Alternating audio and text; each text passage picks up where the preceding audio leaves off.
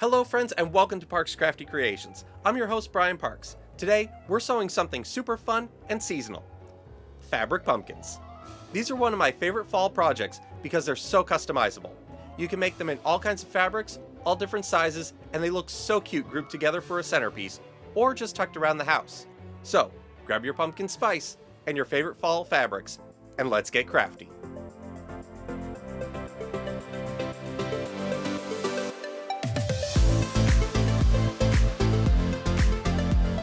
Before we get started, if you enjoy this content, be sure to give us a like below, as it really does help out the channel. Do it now please, and if you're new to our channel, be sure to subscribe and ring that notification bell icon so you'll always be notified whenever a new video drops. And hey, if you love what we do here, be sure to share us with your friends. Now that the housekeeping is out of the way, let's get right into it. Here's what you'll need. Some fabric, preferably 2 contrasting colors, embroidery floss or a strong string, fiber fill for stuffing, a little bit of felt for the stem, and some glue or a glue gun. Of course, we'll be using basic sewing supplies as well. Scissors, pin, a ruler, and a sewing machine. Honestly, chances are you already have everything on hand. We're going to start by cutting our fabric.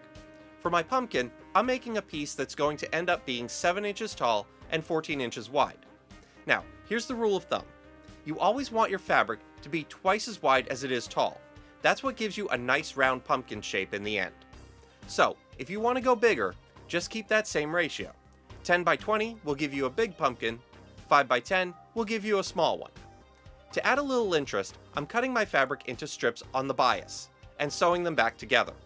That's going to give me a fun patchwork look. So, I've cut 8 strips, each 2¼ inches wide by 7 inches tall. Now, if you're new to bias cutting, all that means is I'm cutting at a 45-degree angle to the straight grain of the fabric. Bias cuts have a little stretch and drape to them, which helps our pumpkin look nice and round once it's stuffed. This is important for this project, otherwise once we start stuffing and trying to shape our pumpkin, you'll find it doesn't quite work out right if you don't have that stretch. Next, I'm going to sew these strips together. I'll take 2, put them right sides together,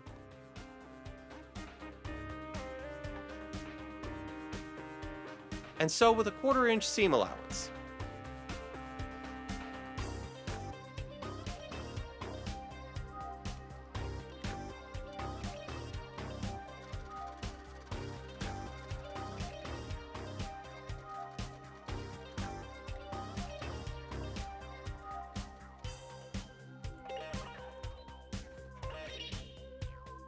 Then I'll just keep adding strips until all 8 are sewn into one big panel.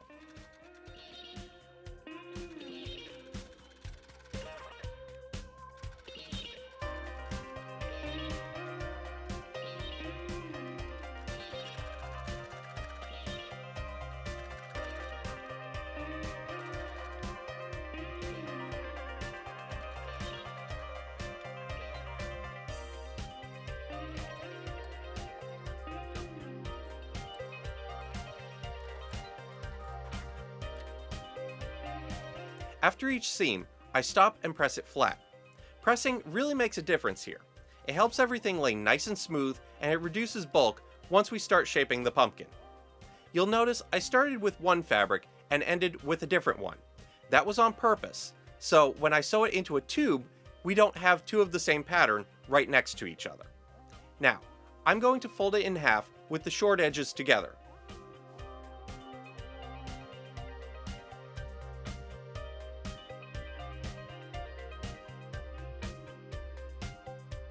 Sew that seam with a 1/4 inch seam allowance.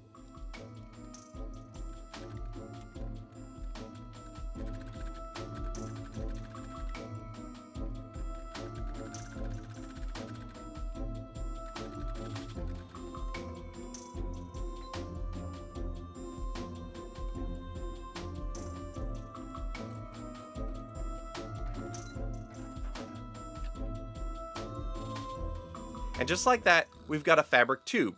That's the body of our pumpkin. Alright, now we're going to close up one end. I'm going to switch my machine to the longest stitch length and sew a basting stitch all the way around the bottom with a 3/8 inch seam allowance. I'll stitch in place at the start or backstitch, but I won't backstitch at the end, and I'm leaving long thread tails. Then I'm going to sew a second line of basting stitches at 5/8 of an inch. That extra line really helps control the gathers.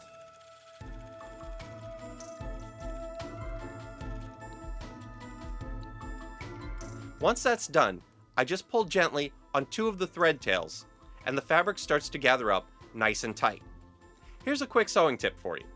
This method of gathering isn't just for pumpkins.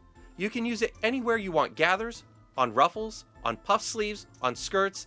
This is also a common method for making sleeves on shirts when you're using the flat method. Doing 2 lines of stitching instead of 1 gives you more control and keeps the gathers even. It's a small extra step that makes a big difference and can save you a ton of frustration.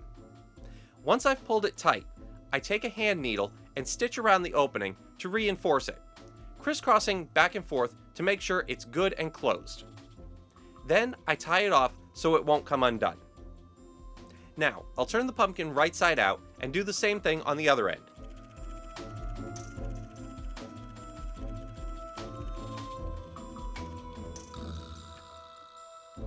But this time, I'm going to stop part way so I can stuff it.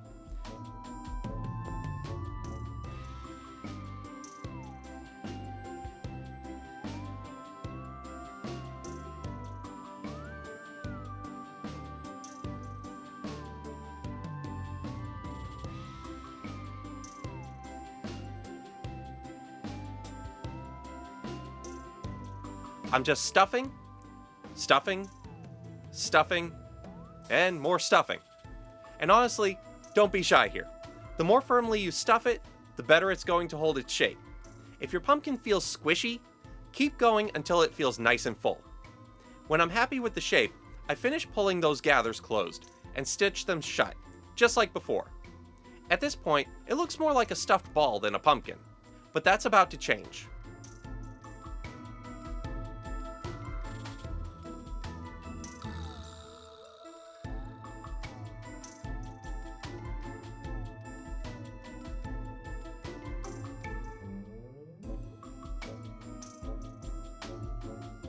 To give it that classic pumpkin shape, I take a long piece of embroidery floss and thread it onto a needle.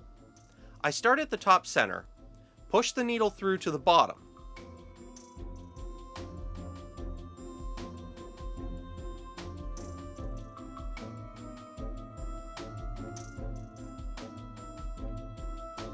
Wrap the floss around the outside and line it up with one of the seams. Then I pull it snug and push the needle back through to the top.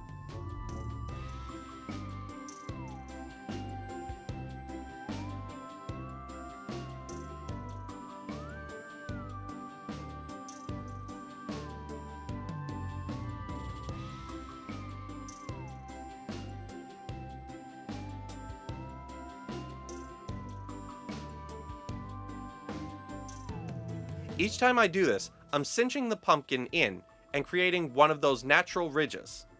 I just keep going around the pumpkin, working along each seam until it has that classic pumpkin look.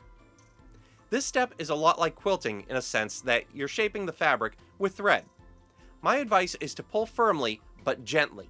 If you yank too hard, you risk snapping the floss.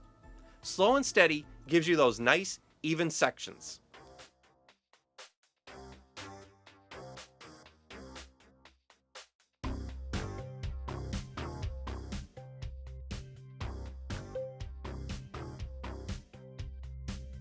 Now, it's time for the stem. I cut a piece of felt about 1 inch tall and 2.5 inches wide. I roll it up tightly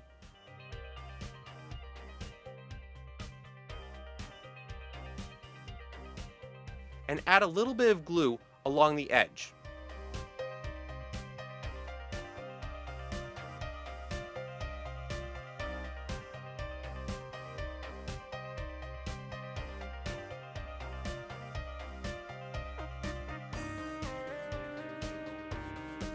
And once it's dry, I glue the bottom of the roll and press it right into the top of the pumpkin.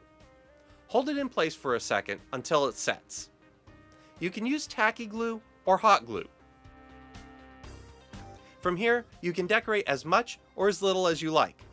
I like cutting out some green felt leaves and gluing them next to the stem. You can even twist some green pipe cleaners into little curly vines and add those too. And if you're feeling festive, cut out some felt shapes to turn it into a jack-o'-lantern. This is where you can really let your creativity shine. And that's it, your very own fabric pumpkin. These are so much fun to make, and once you do one, you're going to want to make a whole set. Try mixing different fabrics and different sizes and make yourself a whole pumpkin patch. Thanks so much for sewing with me today. If you enjoyed this video, be sure to give us a like down below. And if you're new to our channel, don't forget to subscribe and ring that notification bell icon so you'll never miss out whenever a new video drops. And hey, let me know down in the comments if there's something specific you'd like me to cover in a future video. I'd love to hear your ideas. Thanks for watching. I've been Brian Parks for Parks Crafty Creations. Happy sewing, and we'll see you next time.